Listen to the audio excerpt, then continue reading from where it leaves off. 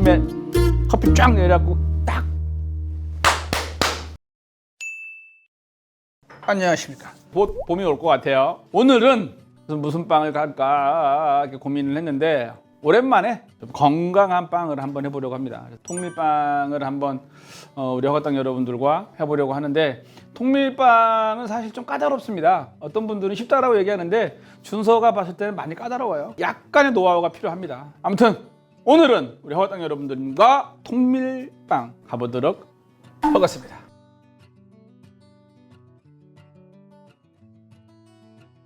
자, 통밀빵은 주재료가 통밀이죠. 그런 질문을 내가 한번 받아봤던 것 같아. 저희 집은 글루텐 프리입니다. 통밀만 사용합니다. 그러면 글루텐 프리인가요? 라고 어떤 분이 저한테 댓글에 달렸던 것 같아. 고민해봤어요, 내가. 통밀이 들어가면 글루텐 프리인가? 아니죠. 참 요즘은 조심스러워요. 판단은 여러분들이 하세요. 아닌 걸로 결론했습니다, 준서는. 자, 아무튼 이제 통밀, 물. 이게 이제 기본 재료예요. 통밀빵은 뭔가 좀 거칠거칠하고 푸석푸석하고 부슬부슬하고 이런 느낌이잖아요. 그래서 탕종이라는 거를 만들어서 써요. 근데 얘는 풀탕종보다는 그냥 일반 탕종을 저는 씁니다. 저는 이제 어저께 만들어 놨어요. 오늘 반죽하려고. 이렇게 만들어 놓으면 단맛도 생기고요. 물 끓여주세요. 그리고 통밀은 볼에 넣어주세요. 물 팔팔 끓일 겁니다. 근데 난 건강한 빵 먹고 싶은데 통밀빵은 조금 너무 무거워, 이런 느낌을 주실까봐 제가 오늘 빵 두 가지 할 거예요. 통밀 100%로 빵 만드는 거는 그렇게 쉬운 건 아니에요.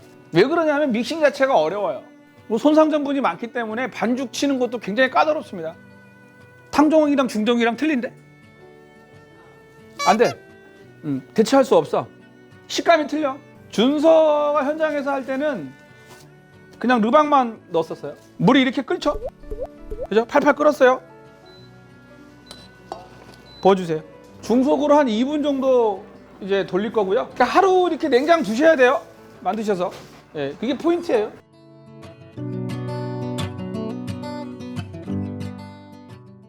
(64도밖에) 안 나와요. 원래 83도 나오는 게 좋아요. 그래서 가열을 조금 해주시면 좋은데 저는 크게 문제는 없다라고 생각을 해요. 판매할 거는 되도록이면 잡아주는 게 좋다. 왜 차이 많이 나? 예, 많이 나요. 어디서? 맛이. 일단 이렇게 눌러주세요. 네, 눌러서 냉장고 이제 식힐 거예요. 이렇게 한 상태에서 식히는 거예요. 그러면 이제 내일 쓰시면 돼요. 여러분, 이제 저희가 드리는 냉장고 온도가 있잖아요. 저희는 냉장고 온도가 한 7, 8도? 근데 여러분들 가정에서 하시는 분들은 차갑잖아. 그런 데에서 저온 발효를 하면 잘 안 클 수 있어요. 그럴 때 어떻게 해야 되냐면 미리 키워서 넣어야 돼.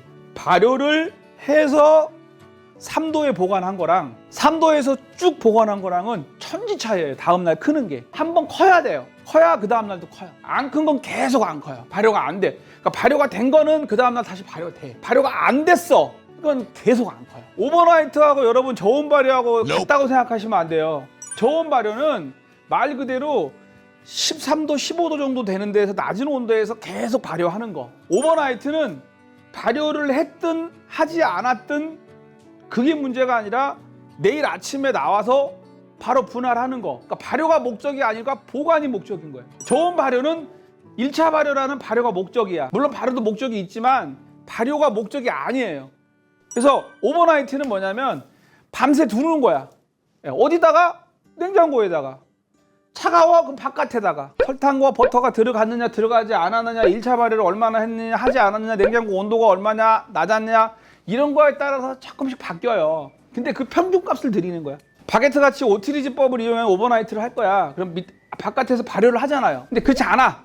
난 저온 발효 할 거야. 그러면 13도 이상은 돼야 돼요. 17도 아래로 해서 쭉 발효하면 돼요. 그러면 아예 반죽 치자마자 글로 넣는 거예요. 냉장고에서. 그래서 계속 발효하는 거야. 내일까지. 오버나이트는 발효를 해서 접은 다음에 그 발효를 늦춰주는 역할을 하는 거예요. 여러분, 이스트를 잘 이해하셔야 되는 게 뭐냐면, 이스트는 한번 발효가 됐던 거는 다시 발효를 해요. 근데 발효가 안 됐던 거는 냉을 먹여버리면 계속 발효가 안 돼요. 아주 많이 넣지 않는 한에는. 만약에 야, 내가 환경이 죽어도 우리는 온도를 막 이렇게 못해, 나 이 냉장고 한 대야, 그럼 이스트 양을 늘리세요. 이스트 양을 곱하기 2로 하세요. 제가 드린 양에. 그럼 가능하세요. 네. 아셨죠? 본반죽 여기 탕종 이렇게 했잖아요. 이렇게 꼬덕꼬덕. 여기 보시면 물기가 약간 생겼어. 저는 이제 원래 유산균 저기 뭐야 르방 리퀴드나 르방으로 썼는데 오늘은 이제 그게 안 되니까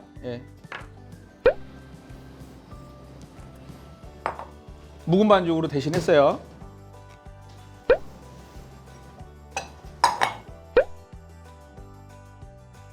르방을 안 넣으니까 균의 활성도나 젖산균이나 이런 걸 더 넣기 위해서 묵은 반죽을 넣는 거죠.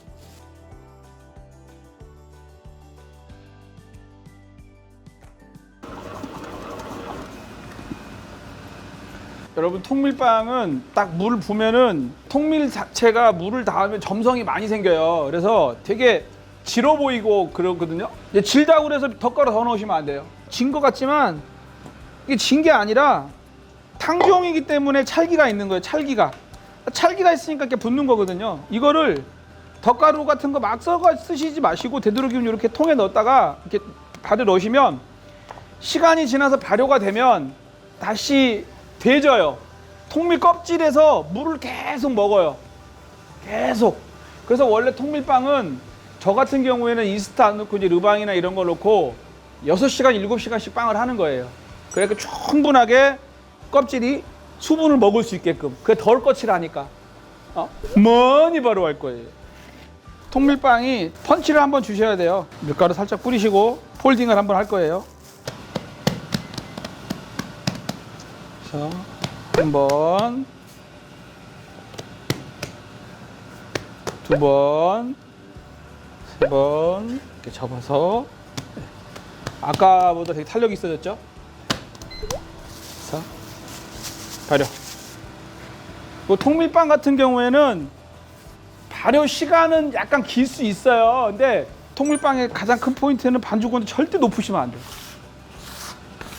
반죽 온도 높으면 빵이 다 들려요. 폴딩한 반죽이 다 발효됐어요. 일반 밀가루는 조금 과해도 괜찮아요. 근데 얘는 아니에요. 예민해. 그래서 통밀빵이 어려워요. 그래서 조금 과하면 빵이 볼륨이 아예 안 나올 수도 있어요. 아까 이제 이상 모양 빵 한다 그랬잖아요. 그거 이제 4개, 120g 할 거예요.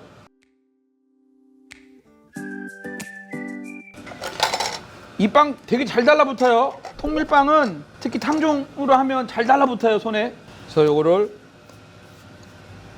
살포시. 2차 발효가 많지 않아요. 1차 발효를 많이 했기 때문에 2차 발효를 많이 하지 않을 거예요. 이렇게 5분 정도 휴지 주고 성형하도록 하겠습니다. 통밀빵은 또 하나 중요한 게 뭐냐면 일반 밀가루빵처럼 강하게 힘을 주면 찢어져요. 되게 약하거든요, 조직이. 그래서 좀 부드럽게 잡으셔야 돼요. 여기에다가 햄 반 잘라서 놔요.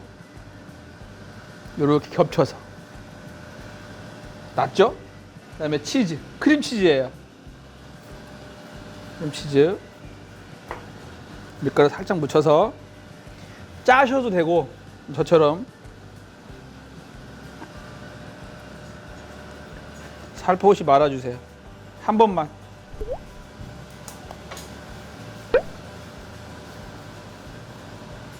이 끝. 크림치즈가 요게 지금 미국산이거든요. 유럽에서 온 거는 크림치즈가 질 수 있어요. 질면 이렇게는 못 하시겠고 짜야 하셔야 돼요. 짤주머니에 넣어서. 여기 옆에 어떻게 내비두세요. 요거 하지 마시고 가위를 이렇게 약간 거의 90도, 한 85도? 네, 그 정도. 그래야 예뻐요. 그래서 물 많이. 요 30분 있다 바로 구울 거예요. 요것도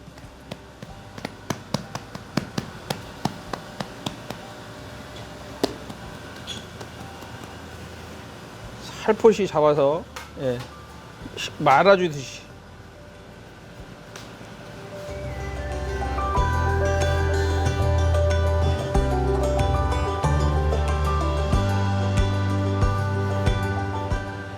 밀가루를 섞은 거하고 안 섞은 거랑 빵의 질기가 틀려요. 그래서 여러분들 강하게 하면은 빵 많이 찢어집니다. 통밀빵은. 조직이 상당히 약해요. 30분 됐어요. 통밀빵 하실 때 가장 큰 착각이 뭐냐면 일반 빵이랑 똑같이 발효하는 거, 2차 발효를. 그러시면 안 돼. 아셨죠? 요것도 30분 됐거든요.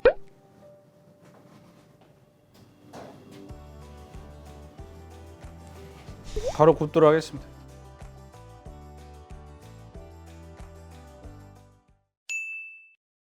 보시면 태가 나지만 하드게 빵은 컨벡션하고 에어프라이기하고 이렇게 데크하고 확연하게 차이가 나요.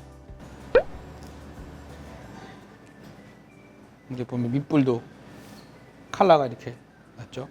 네.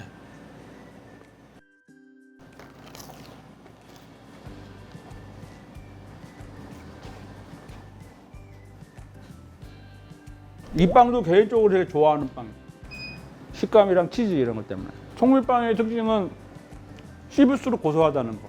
오묘한 단맛이 있어요. 씹을 때마다. 오늘 통밀빵 나왔습니다. 하나는 햇비 이렇게 해서 했고, 여기 확실히 이게 빵 컬러가 차이가 나죠. 통밀빵은 이 정도 컬러가 나야 된다라고 이렇게 돼야 돼요. 그래야 맛있고 크로스도 있고 이렇게 되는 거거든요. 그래서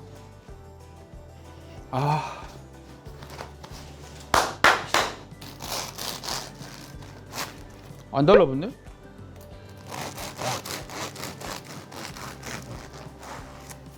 저는 약간 이런 빵에 좀 그 산미가 있는 걸 선호해요. 소위 말하면 약간 막걸리 냄새 나는 거 이런 걸 선호하는데, 오늘은 이제 그런 게 이제 묵은 반죽만 갖고는 향을 내기가 조금 네. 살짝 그 통밀의 비릿한 향이 있어요. 통밀빵이랑 홍밀빵은 강한 컬러가 나서 거기서 오는 고묘한 맛이 있어요. 그게 같이 있으면 참 좋아요. 하시면서 야 나는 약간 단맛이 있었으면 좋겠어 그러면 꿀 넣으세요. 설탕 말고. 그게 또 신의 한 수예요. 꿀 한번 넣어보세요. 기가 막혀요. 약간 열기 있을 때 냉동고에 넣어서 얼려가지고 딱 토스트 아침에 커피 쫙 내려갖고 딱 여기도 이제 뭐 오일이나 뭐 소금 같은 거 뿌려 드시면 훨씬 맛있어요. 15분 내는데 컬러가 이렇게 났다는 건 뭐냐면 통밀에 당분이 많다라는 거예요. 우리가 왜 통밀은 건강해 이렇게 얘기하잖아요. 그죠? 가공되지 않은 거니까 이렇게 빵이 컬러가 나는 거죠. 일반적인 하얀 밀가루 갖고서는 15분 만에 빵 컬러 절대 이렇게 안 납니다. 통밀빵은 절대로 나중에 2차 발효 많이 하시면 안 된다는 거. 두 번째, 반죽 온도가 높아도 안 돼요. 이 믹서에서 반죽 온도가 절대로 28도가 넘어가면 통밀빵은 좋지 않다라는 거. 매캐한 향이 나니까. 그런 것들에 대한 부분만 주의하시면 여러분들도 아주 건강하고 맛있고 훌륭한 통밀빵을 만드실 수 있습니다.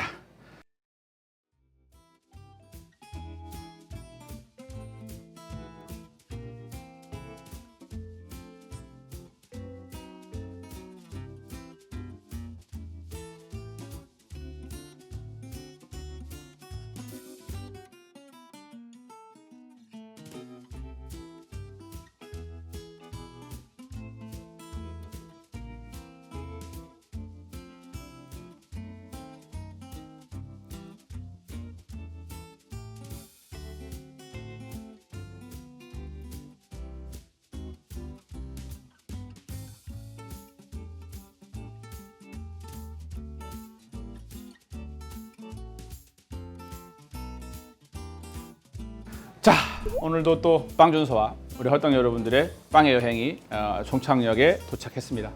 추천, 구독, 좋아요, 알람 설정 부탁드리면서 준서는 여기서 물러가도록 하겠습니다.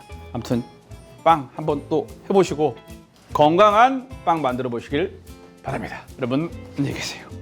소름도